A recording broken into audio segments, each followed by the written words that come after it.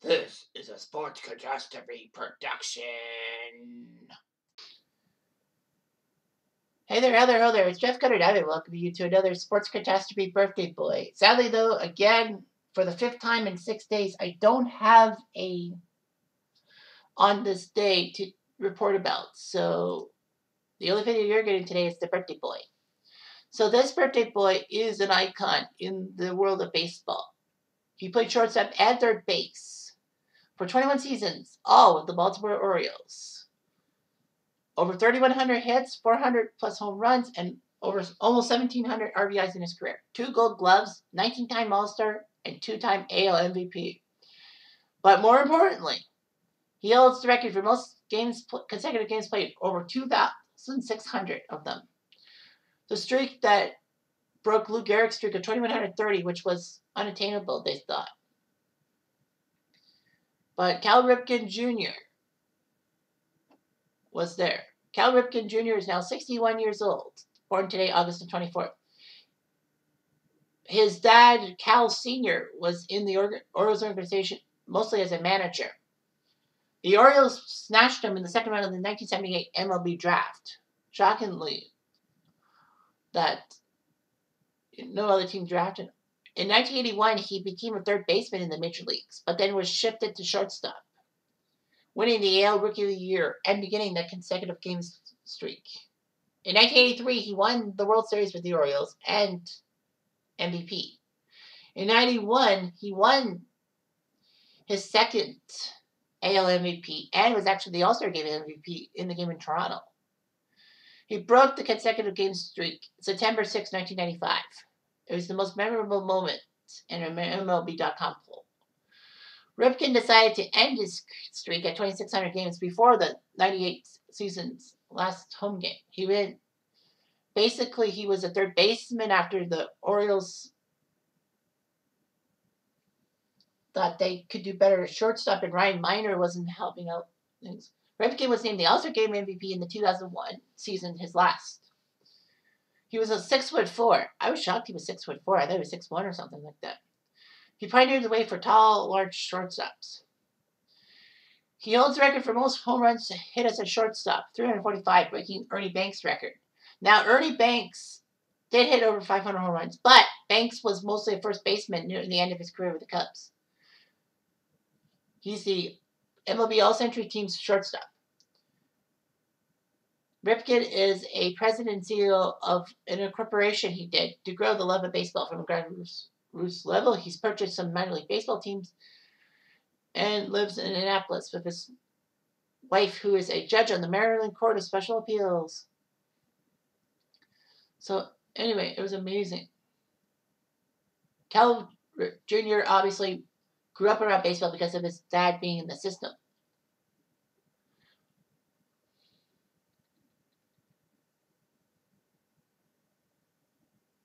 So,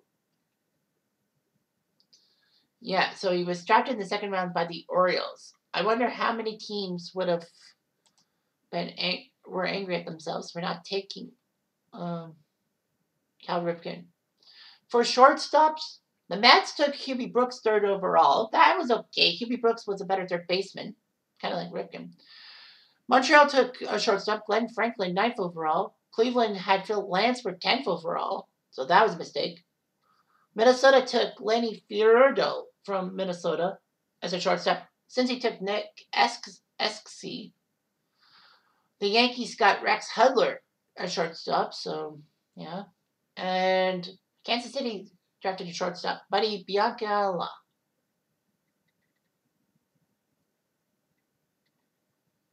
So yeah, that was good. Eddie Heat would play for Houston. So yeah, basically, that was weird how those guys could have had Cal Ripken Jr. and they fucked it up. So anyway, the Orioles decided to let him play shortstop in the minor leagues, saying that, well, you thought he was a pitcher, but, it would be transition back to pitching if necessary. But it didn't work out. Ripken actually played in the longest game in history in 1981 when Rochester and Pawtucket in the AAA League played a game that lasted 33 innings. The game started. I don't think I did a thing on it, did I? Well, the game started on April 18th.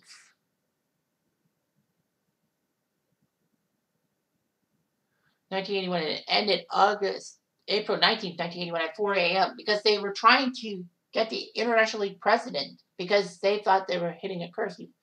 So the game was postponed until the game was still tied. And then in the 33rd inning,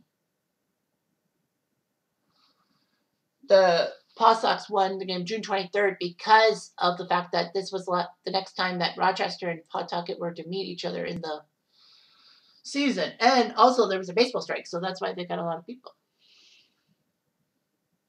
Ripken was the International League Rookie of the Year. That's the AAA. But the Orioles needed something. And August 7th, they decided to bring up Cal Ripken. Weaver said that he wanted Ripken to be the utility infielder of the Orioles instead of Wayne Kronecki. He was a pinch runner in the 12th inning in a game August 10th against the Royals and scored on a base hit, so he got his first run before his first hit. Unfortunately, Ripken would not do well hitting-wise. However, Ripken got the third base job in his start when the team traded Doug DeCensis from Baltimore. He would homer in his first at-bat of the 82 season against Dennis Leonard of the Royals. His batting average was terrible. All that. Ripken was struggling, but Reggie Jackson gave him some advice. Just know what you know you can do, not what everybody else tells you to do. So Ripken did well the rest of the season. On May 29th, Ripken did not play the second game of a doubleheader. I think against the Blue Jays, if memory serves me right. But anyway, it ended up being that was the last time he missed a game until 1998. But Earl Weaver decided to put Ripken at shortstop. So it was harder to find a shortstop who could hit than it was a third baseman who could hit. Weaver says, you never know, Ripken might be a good shortstop. In fact, it worked out. Ripken got 28 home runs in that year. It was AL Rookie of the Year. And the Orioles lost on the final day of the year to Milwaukee. That cost them the AL East crown, a trip to the playoffs, and Earl Weaver his career because Earl Weaver retired. Ripken would have a better season in 83, obviously. He would set Orioles records for RBIs by shortstop of 102 and hits by a player of 211. He would lead the major leagues in hits and doubles. He was good. He led the league in field percentage, but he didn't win the Gold Glove Award. Kind of bullshit. But he did win the AL MVP, so that's good. Ripken was actually the first player in MLB history to win the Rookie of the Year and MVP in consecutive seasons. However, a lot of purists would also say that that's wrong in a sense. But didn't Jim Rice win, or Fred Lynn win Rookie of the Year / MVP? He did, but both in the same season. So this is consecutive seasons.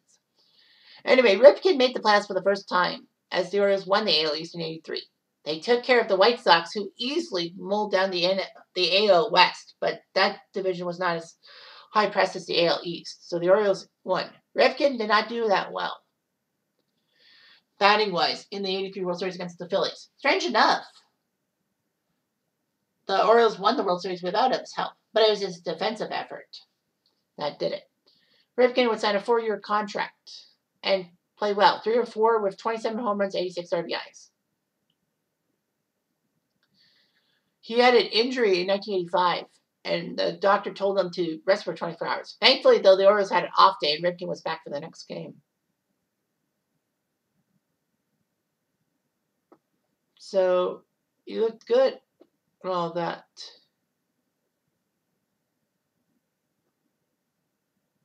Earl Weaver came back to be the Baltimore manager after Altobelli got fired. And Weaver said that the team sucked, except for Ripken. Weaver would retire before the 87 season, and Cal Ripken Sr. came in. It was amazing. He had 2 sons on the Orioles, Cal Jr. and Billy Ripken.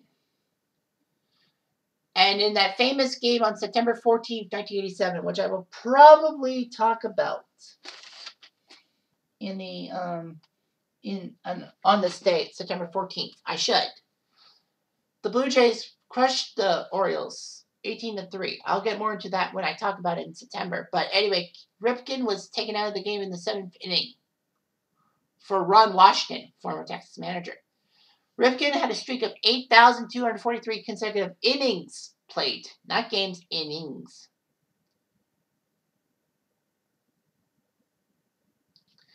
Ripken would not do well. He only batted .252, but he still got nearly 100 RBIs.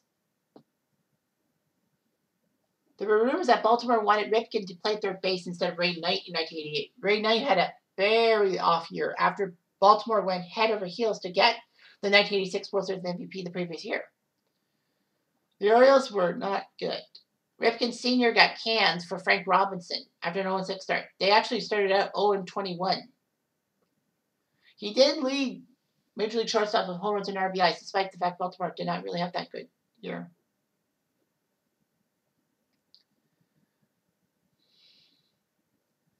In fact, in late August 1989, he passed Steve Garvey to be third on the all-time list of consecutive games behind Lou Gehrig and Everett Scott.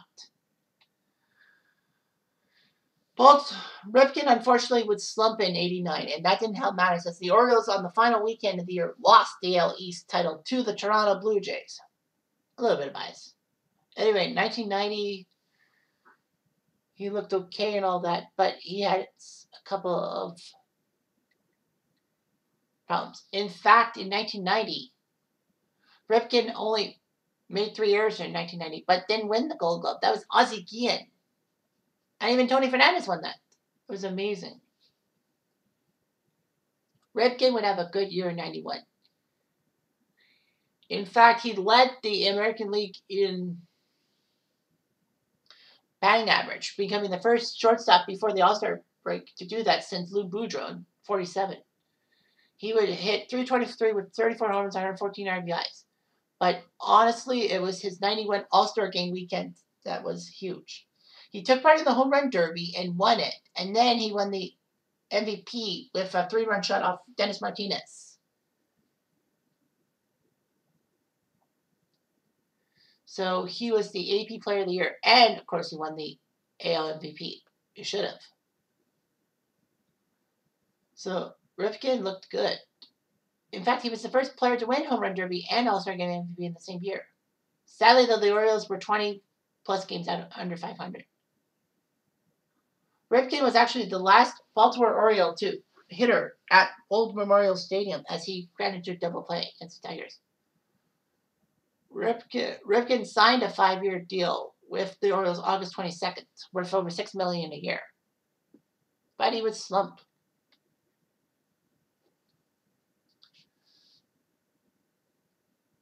By late '92, Ripken was the only Ripken in the Orioles system, as his father was ousted by the Orioles and Billy was traded to Texas.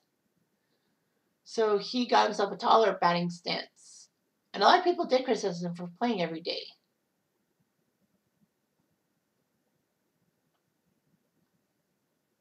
Ripken actually injured his knee June 6 and wasn't sure if he would play. But his streak continued. Ripken would get his 2000th hit. Because of Ripken's problems, people thought he should not have been in the All-Star game, especially in Baltimore. But, you know, that's stupid. So Ripken would play. Of course, Ripken's record of over 2,000 games was broken September 6, 1995. The only problem is it could have been earlier. Well, the reason being is because 94 there was a strike that ended that season. And 95 the season was delayed by a few weeks. So he could have done it like in July. But of course, that will be for another day. I think I'll probably do that one or not.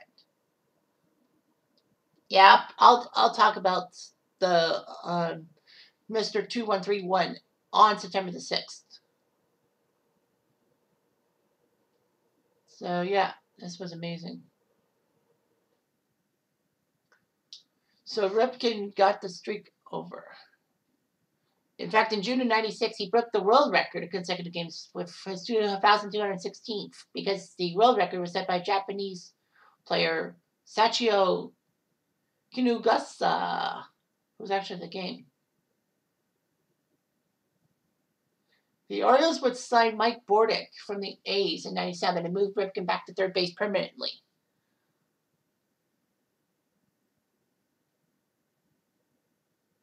So, rumors were that if Ripken didn't want to go back to third base, Tim Naring would have had to come in. So, anyway, Ripken could have been a free agent following the 97 season, but he wasn't. The Orioles signed him quickly. And he rewarded the team handsomely as he got the Orioles to the 98 ALCS, but sadly, though, they lost to the Cleveland Indians.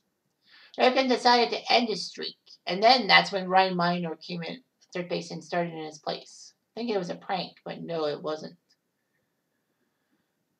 The Yankees gave him an ovation before the game's first out was recorded. Strangely enough, he would return to the lineup for the final 7 games of the season, all on the road against the Jays and Red Sox. Ripken was batting .340 in 1999, which was great. Ripken had an injury in 99 that ended his chase for 3,000. So, early in the 2000 season, he got it in Minnesota. He was selected to the All-Star game, but missed it because of injury, making the first time since his rookie season he wasn't in the All-Star game. Ripken said he might as well retire in 2001, spend time with his family. He was voted the starting third baseman in the All-Star game. However, Alex Rodriguez decided to exchange positions with Ripken. Ripken starts the game at shortstop for 1 inning, and A-Rod would play third base.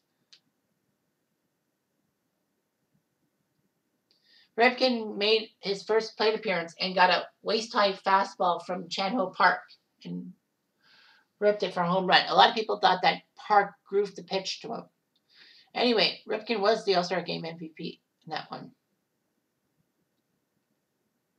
The Orioles said they would retire Ripken's number 8 in a ceremony before the 2001 season ended in their final home game.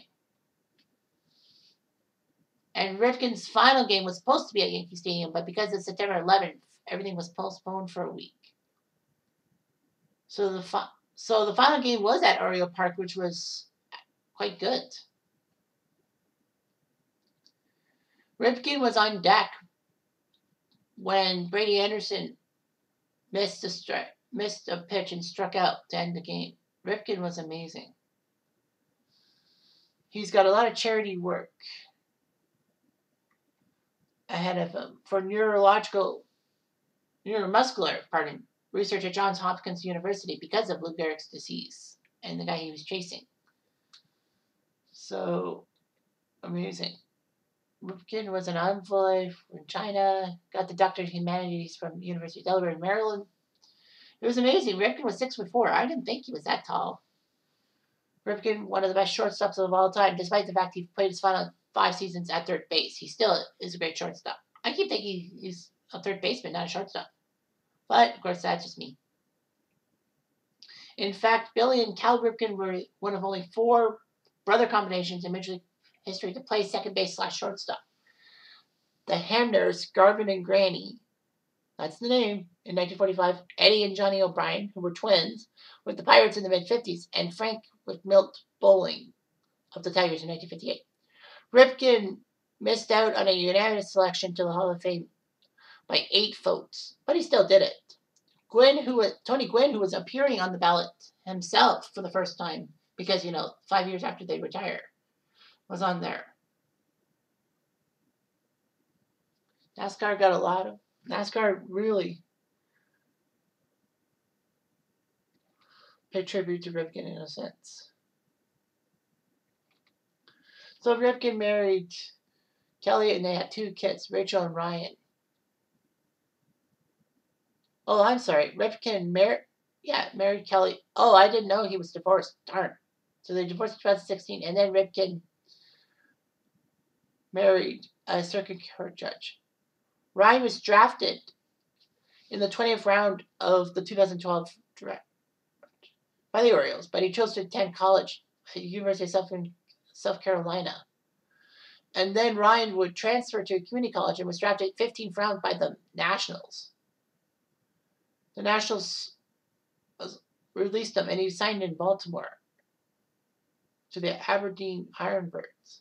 He played for Frederick in 2019.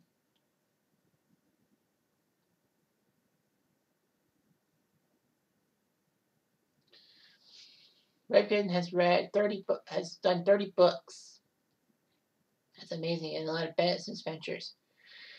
He had one time. Well, he has been a studio analyst for TBS since 2007. He purchased Augusta, a single-A affiliate of the San Francisco Giants in 2005, and sold them in 2013.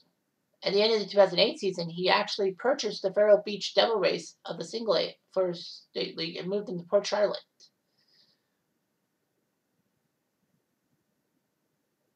And sold them in 2015. But he purchased the Utica Blue Sox and moved them to Aberdeen, his hometown.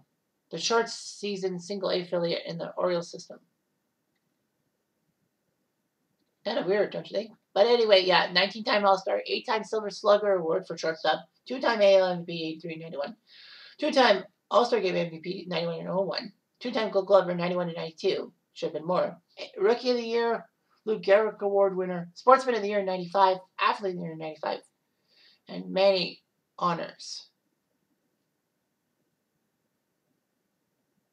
So that was pretty good. He has Oriole records for most games, 3,001 consecutive games, obviously. At bats, hits, runs, RBIs, extra base hits, doubles, home runs, and assists. It's amazing how good he is for Baltimore and how shitty the franchise is nowadays because, they're not really that good anymore. I don't know why. But anyway, Cal Ripken is an icon in baseball. Don't you forget it. Anyway, I'm Jeff Diamond. Ado.